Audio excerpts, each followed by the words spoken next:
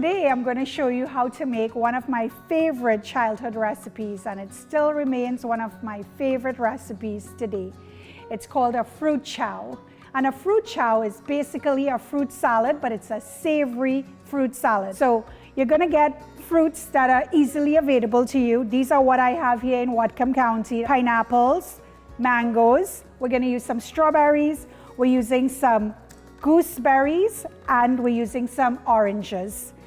We are also going to be using some cilantro, which I got at our local Asian supermarket here, and some habaneros that I got at a local market as well.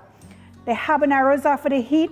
The cilantro is the herb that takes this into a different flavor profile, something that you're not really familiar with.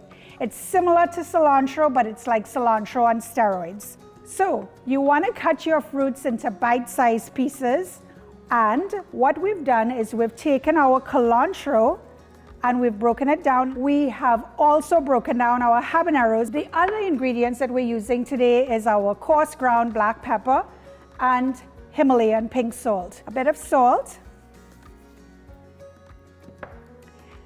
some black pepper, some cilantro, and these ingredients are all to taste. However much you feel you need in this, you add to it. And we will add some habaneros because we like a little bit of heat. So there we go. All our ingredients are in here, and now all that's left to do is to give this a really good toss. So fruit chows are really good right away. As soon as you make it, it's a little better an hour later, but you definitely don't want to make this recipe overnight. You want to make this recipe as fresh as possible to get the most vibrant flavors out of it. So once you give this a really good stir,